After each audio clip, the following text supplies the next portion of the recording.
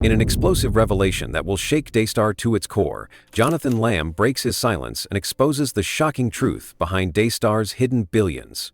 For years, rumors have swirled about the network's immense wealth, but no one dared to talk about it, until now.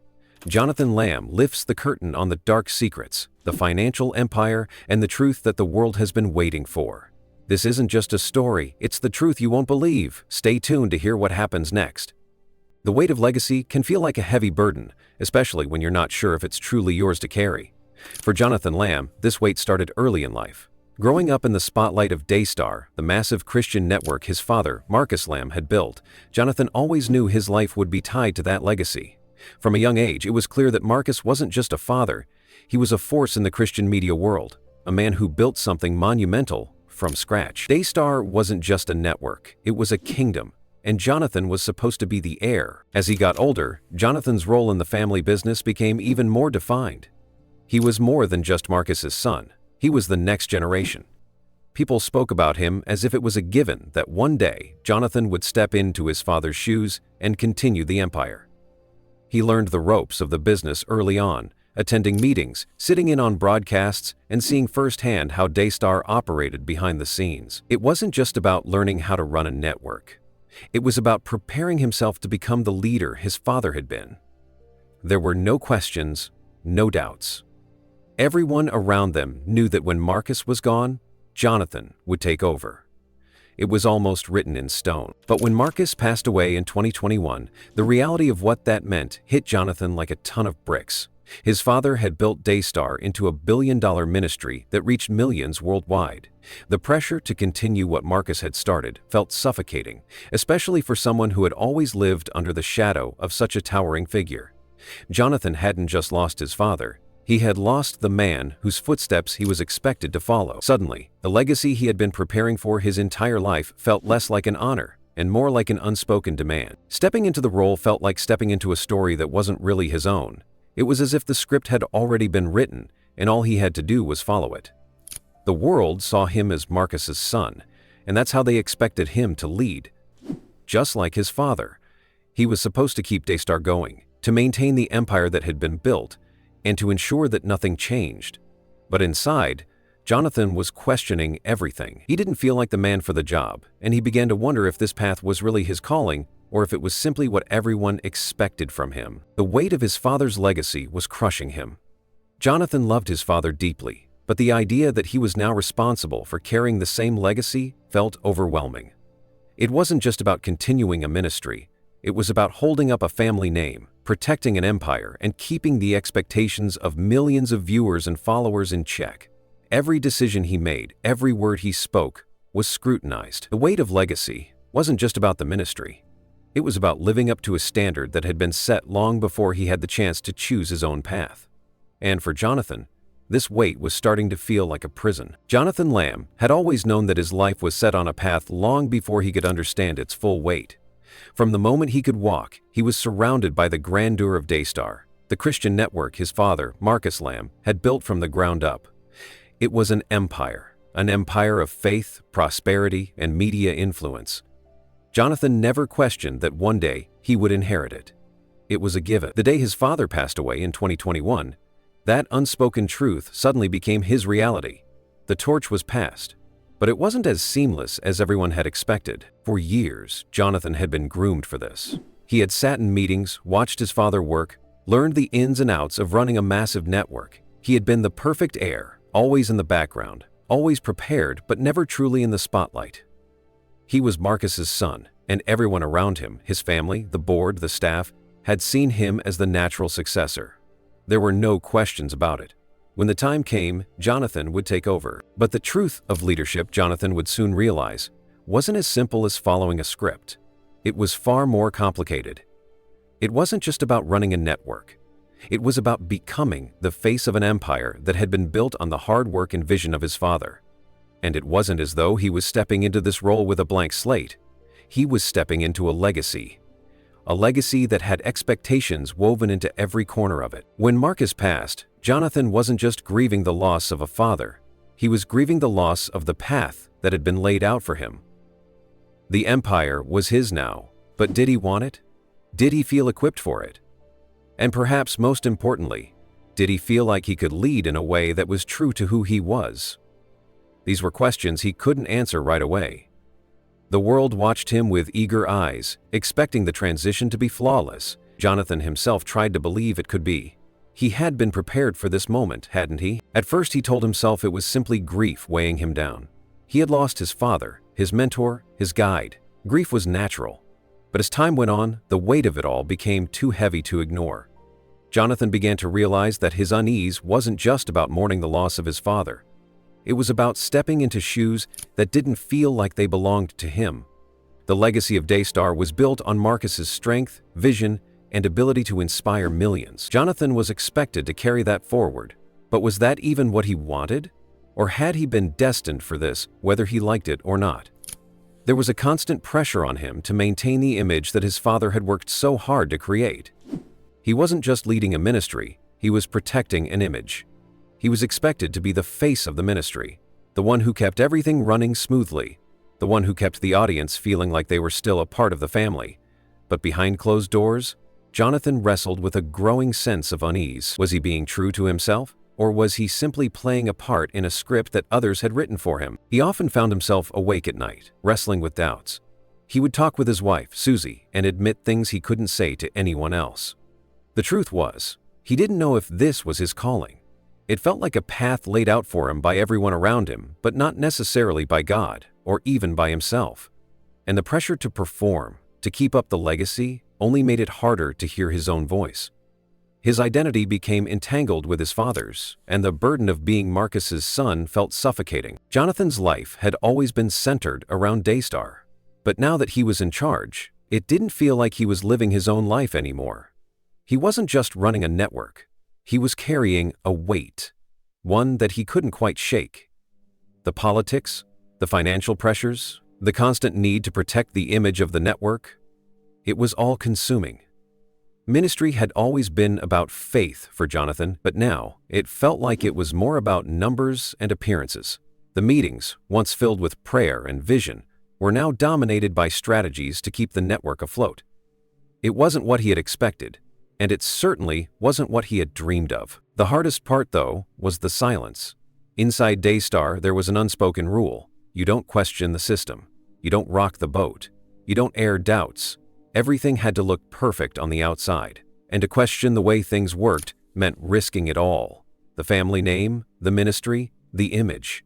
Jonathan knew that speaking up could cost him everything. It could lead to public scandal, division within the ministry, and the complete destruction of everything his father had worked for. Yet, to stay silent meant betraying himself, betraying what he truly felt in his heart. The struggle was constant. Jonathan didn't know how to reconcile the man he was becoming with the image that others had of him.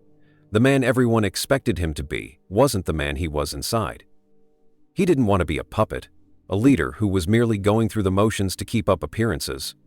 But the pull of legacy, the weight of expectation, kept him tied to Daystar and its image. Susie, his wife, saw the toll it was taking on him. She wasn't just standing by watching it happen. She was living it with him. They both carried the weight of everyone else's expectations, questioning what kind of example they were setting for their children. Were they teaching their kids to walk in faith, to follow God's will, or were they teaching them to stay silent and protect comfort? These were the questions that gnawed at Jonathan in private, the questions that kept him up at night. There was a sense of quiet rebellion growing inside Jonathan. He began to notice small changes in himself. He found himself nodding along to decisions in meetings that made his stomach turn. He heard phrases like, "It's just strategy," or "This is how things are done," and began to realize that they were justifying compromises. He wasn't leading with conviction anymore. He wasn't following his heart. He was following the script, and every time he did, he felt a little further from peace. His struggle wasn't loud. It wasn't a battle he could see on the outside, but it was consuming him. The pressure to perform, the weight of his father's legacy, and the feeling that he was trapped in a role he didn't choose. It was slowly breaking him. The world didn't see it. The world saw a confident leader, the son of Marcus Lamb, continuing the empire his father had built.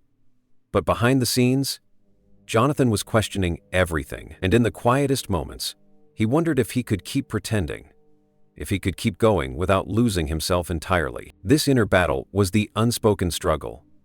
It was the tension between what was expected of him and what he truly wanted for himself.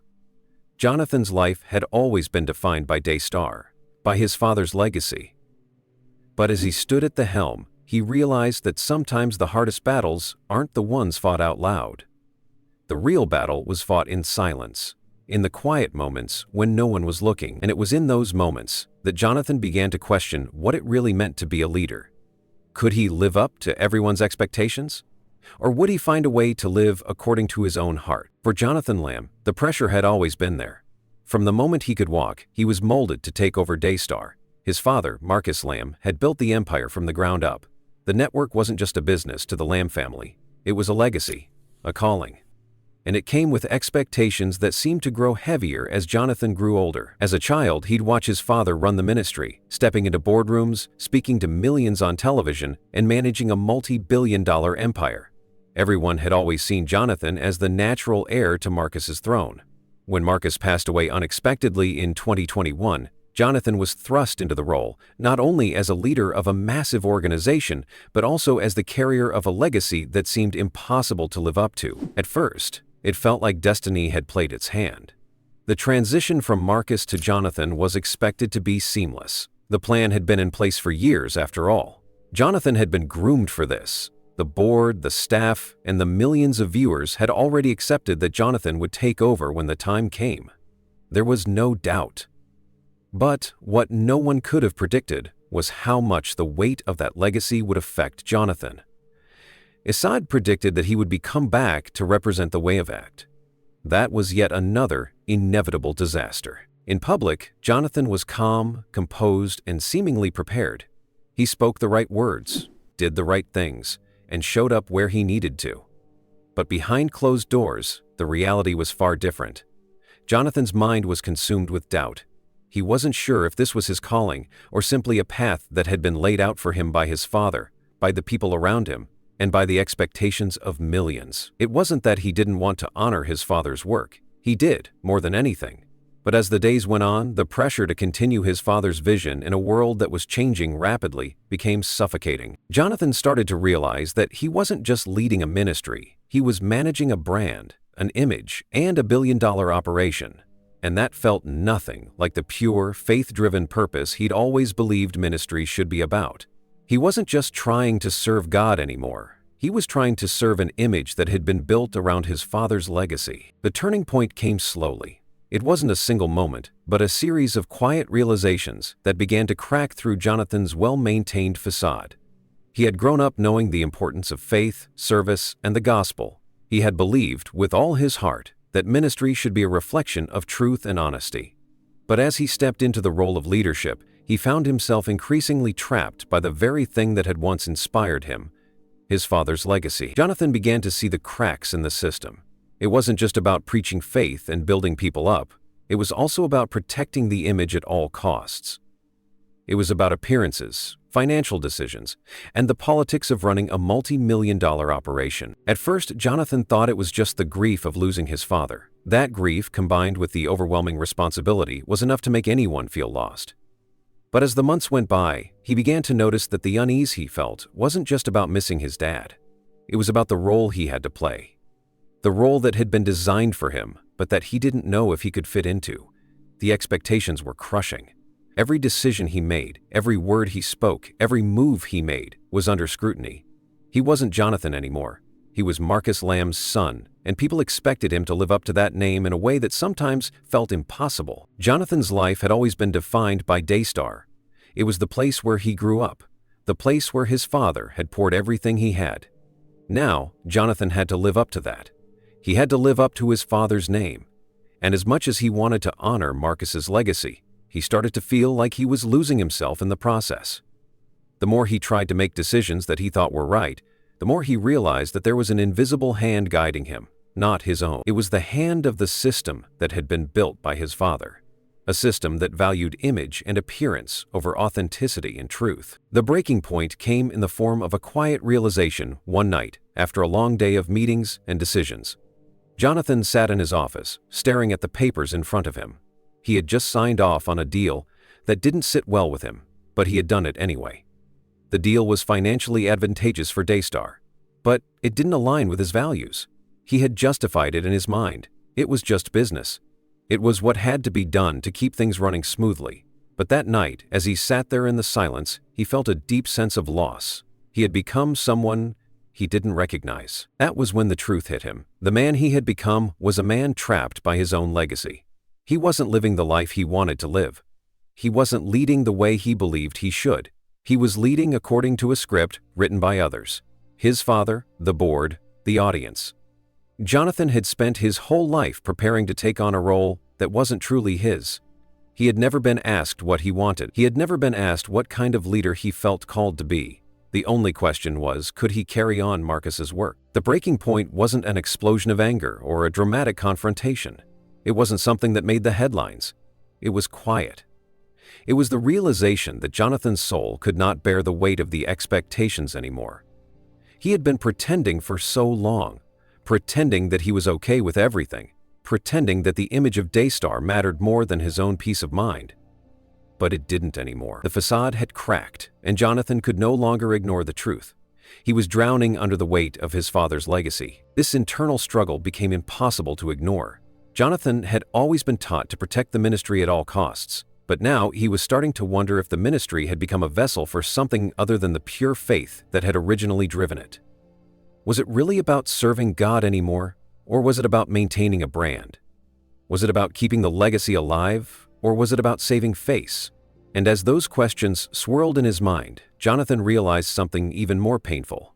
The very system his father had built was suffocating him. But stepping away wasn't as simple as walking away from a job. It wasn't just about leaving Daystar. It was about leaving behind everything he had known his entire life. It was about walking away from the legacy, the security, and the title that came with being Marcus Lamb's son.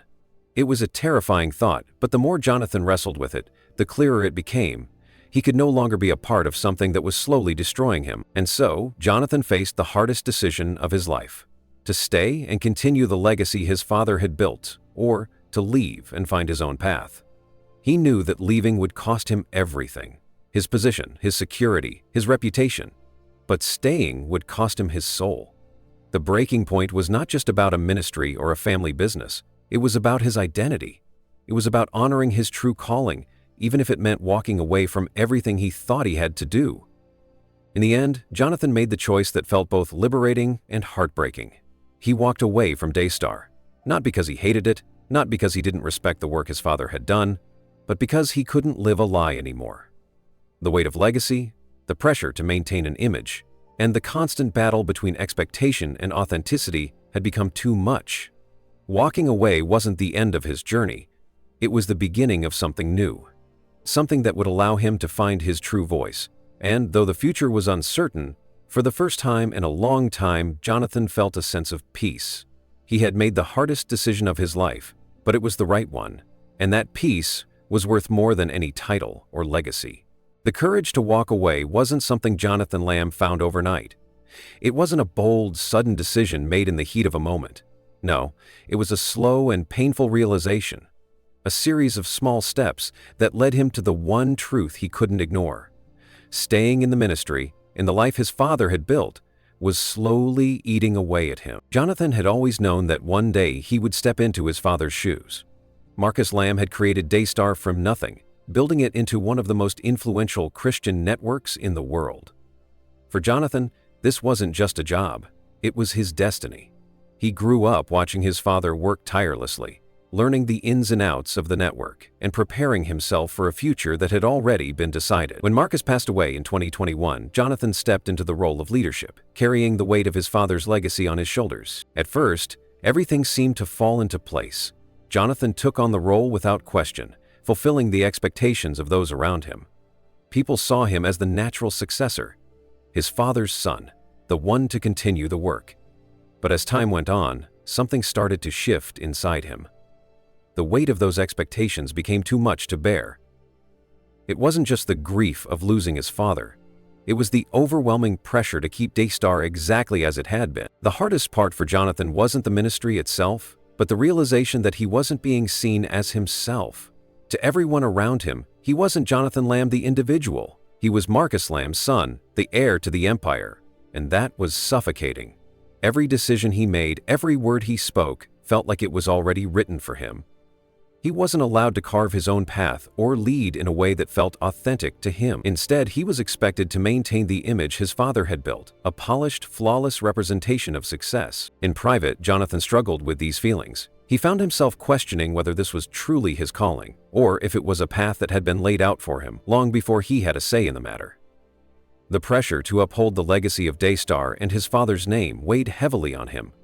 He wasn't sure if he could continue down a road that no longer felt true to who he was. Eventually, Jonathan realized that staying wasn't just about the ministry. It was about protecting an image. The world wanted him to play a part, to be the man who followed in his father's footsteps, who continued the work of Daystar. But he began to feel more and more like a puppet, living a life that wasn't his own. The choice to stay meant compromising his own authenticity, and he couldn't ignore that anymore. Walking away was the hardest decision he had ever made. It meant giving up everything he had known: security, comfort, and the title that came with being the leader of Daystar. It meant facing the unknown, stepping away from the life he had been groomed for. But it also meant reclaiming his peace, his integrity, and his sense of self. For the first time in years, Jonathan felt free.